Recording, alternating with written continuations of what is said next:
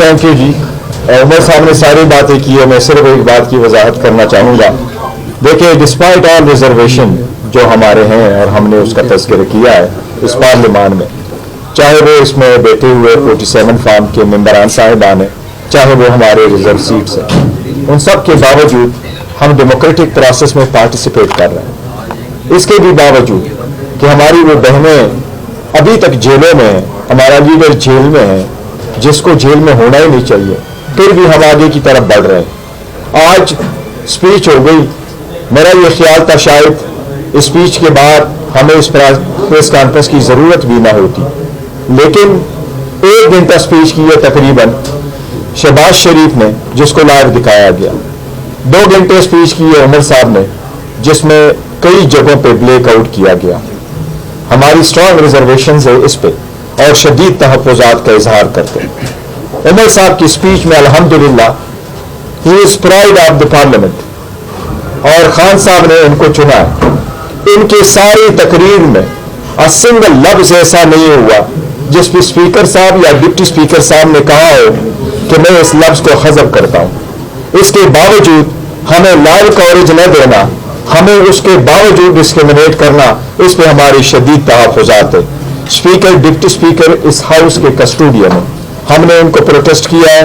अगर कल भी हमारे साथ ऐसा सलूक किया गया तो हमारा इकट्ठा चलना बड़ा मुश्किल हो जाएगा। हम चाहते हैं कि बराबरी की बुनियाद पे, हम तो इनका बैठना ही नहीं मानते कि ये बराबरी की सीटों में बैठे, क्योंकि ये आवाम की रिजेक्ट करता है, लेकिन फिर भी अगर बैठे हैं तो उस प्रोसेस से जब तक उनके खिलाफ कोर्ट के फैसले नहीं आते हम उनके साथ बैठे हैं। लेकिन उसके बावजूद अगर आप हमें न दिखाए और ब्लैक आउट करें, हम उसकी शदीद मजम्मत करते हैं। ये आइंदा नहीं होना चाहिए। क्वेश्चन से पहले एक सेकंड क्वेश्चन से पहले मैं एक बात कर लूँ 30 सेकंड की। मैं यहाँ पे शुक्रिया अदा करता हूँ अपने हर दिल अजीज अवाम के दिलों की धड़कन अपने कायद वज़ीर आज़म इमरान खान साहब ने का, जिन्होंने मुझ नाचीज़ को इस लायक समझा कि मुझे उन्होंने वज़ारत उज़्मा का पाकिस्तान तहरीक इंसाफ की तरफ से कैंडिडेट बनाया।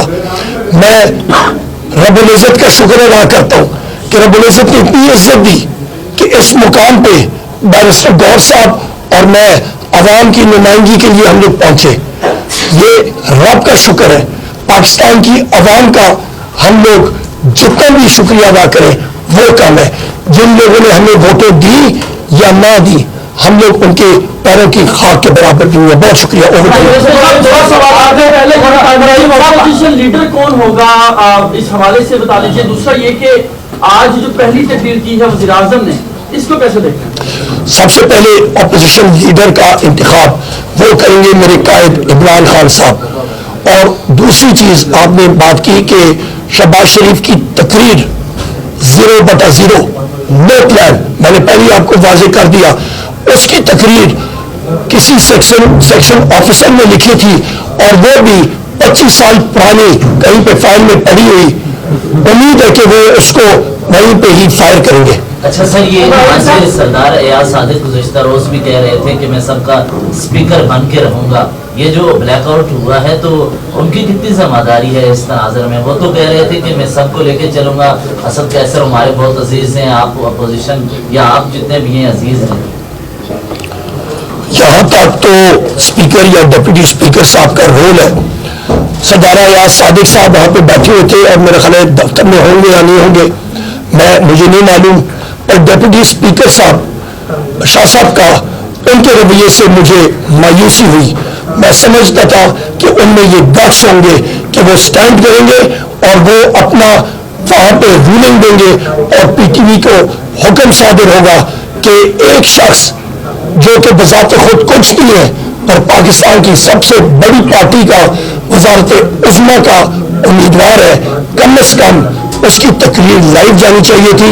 जिस तरह के मेरे बड़े भाई बैरिस्टर गौर साहब ने कहा, मेरी तकरीर में एक चीज भी आप बता दें, आपके पास रिकॉर्ड भी है कि वो गलत हो या फिर वो फैक्ट से इधर उधर हो, वो फैक्ट्स पे हकायक पे मबनी ना हो तो फिर बात है। हर एक चीज तारीख, फिगर्स, फैक्ट्स और फिगर्स और रिसर्च पर मबनी थी। सर, जब शहबाज शरीफ साहब तकरीर कर रहे थे तो आप लोगों ने उस पर बहुत एहतजाज किया, नारेबाजी की, जोर कहा। इसके बाद नवाज शरीफ साहब का हमने चेहरा देखा कि काफी वो उतरा हुआ था। क्या समझते हैं, उसके जहन में था कि मैं वज़ीर-ए-आज़म बन रहा हूँ और ये बात? वो मसला मैंने मिसाल भी दी, पता नहीं पीटीवी ने कैरी की या नहीं की।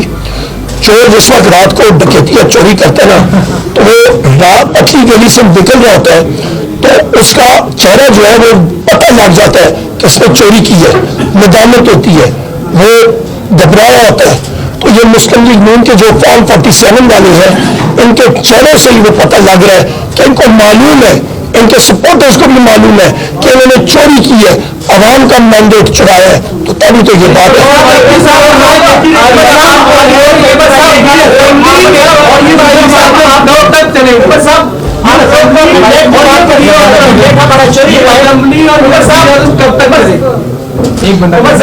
आप लोग मैंडेट की बात करते हो कि मैंडेट हमारा चोरी हुआ, तो सियासी जमातों ने आप लोगों का मैंडेट चोरी किया है या एस्टेब्लिशमेंट प्लस इलेक्शन कमीशन ने चोरी करके इन सियासी जमातों को दिया है? जी आप देखो, ये इलेक्शन कमीशन की ज़ाहिरी जिम्मेदारी है और कॉन्स्टिट्यूशन में यही लफ्ज लिखा है कि election commission is charge with the duty. ये इलेक्शन कमीशन की जिम्मेदारी है। फॉर्म बनाना 45 ये प्रिजाइडिंग अफसर करता है, फॉर्म 47 बनाना रिटर्निंग अफसर करता है। सुप्रीम कोर्ट में जब केस चला, हमने उस वक्त भी कहा था कि रिटर्निंग अफसर आज जुडिशरी से ले ले। अब इलेक्शन कमीशन की ये जिम्मेदारी थी कि फॉर्म 45 इलेक्शन वो बनाता है, जो उसका जिसकी जिम्मेदारी थी वही रिस्पॉन्सिबल आईन और कानूनी तरीके। देखिए, जिम्मेदार इलेक्शन कमीशन उन्होंने जिसके कहने पर भी किया है वो अलग बात है, वो इलेक्शन कमीशन ढूंढे, लेकिन इलेक्शन कमीशन ही जिम्मेदार है। इन्हीं के आर ने ऐसा किया।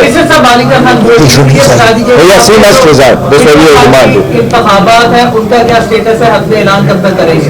देखिए, हमारे आईन में जिस तरीके कार से लिखा गया था, सुप्रीम कोर्ट ने कहा था, पहले हमने एडवर्टिजमेंट दी, सब कुछ आया, नॉमिनेशन पेपर फाइल हुए, हमारे पास पैनल आए, उस पैनल की स्क्रूटनी हुई, स्क्रूटनी के बाद हमारे पास चेयरमैन के लिए 3 पैनल रह गए, एक पैनल रिजेक्ट हो गया था, वो हमारी पार्टी का नहीं था, 2 पैनल रह गए। Within the due date जो हमारे नोटिस में पहले अखबारों में आया था, उसने विड्रॉ कर लिया। बाकी जो पैनल थे, इस्लामाबाद की जनरल सेक्रेटरी साहब की, उमर साहब की, मेरी और प्रेसिडेंट के पीके, प्रेसिडेंट पंजाब, प्रेसिडेंट सब, ये अनअपोज हो गए थे। एक पैनल जो कि 3 हमारे पास रहते हैं बलूचिस्तान में, उनमें वोटिंग हो गई है, 3 बजे तक वोटिंग थी, अभी उनकी वो काउंटिंग हो जाएगा। जो भी रिजल्ट हमारे पास आएगा वो हम ऑफिशियली आज 10 बजे अनाउंस करेंगे कि वो स्टैंड करेंगे और वो अपना वहां पे रूलिंग देंगे और पीटीवी को हुक्म सादिर होगा कि एक शख्स जो कि बजाते खुद कुछ नहीं है पर पाकिस्तान की सबसे बड़ी पार्टी का वजारत उज़्मा का उम्मीदवार है, कम से कम उसकी तकरीर लाइव जानी चाहिए थी। जिस तरह के मेरे बड़े भाई बैरिस्टर गौर साहब ने कहा, मेरी तकरीर में एक चीज भी आप बता दें, आपके पास रिकॉर्ड भी है कि वो गलत हो या फिर वो फैक्ट से इधर उधर हो, वो फैक्ट्स पे हकायक पर मबनी ना हो, तो फिर बात है। हर एक चीज तारीख, फिगर्स, फैक्ट्स और फिगर्स और रिसर्च पर मबनी थी। सर, जब शहबाज शरीफ साहब तकरीर कर रहे थे तो आप लोगों ने उस पर बहुत एहतजाज किया, नारेबाजी की, जोर कहा। इसके बाद नवाज शरीफ साहब का हमने चेहरा देखा कि काफी वो उतरा हुआ था। क्या समझते हैं, उसके जहन में था कि मैं वज़ीर-ए-आज़म बन रहा हूँ और ये बात? वो मसला मैंने मिसाल भी दी, पता नहीं पीटीवी ने कैरी की या नहीं की। चोर जिस वक्त रात को डकैती या चोरी करता है ना, तो वो रात पतली गली से निकल रहा होता है, तो उसका चेहरा जो है वो पता लग जाता है कि इसने चोरी की है, नदामत होती है, वो घबराया होता है। तो ये मुस्लिम लीग नून के जो फॉर्म 47 वाले हैं, इनके चेहरे से ही वो पता लग रहा है कि इनको मालूम है, इनके सपोर्टर्स को भी मालूम है कि इन्होंने चोरी की है, अवाम का मैंडेट चुराया है। तो तभी तो ये बात है।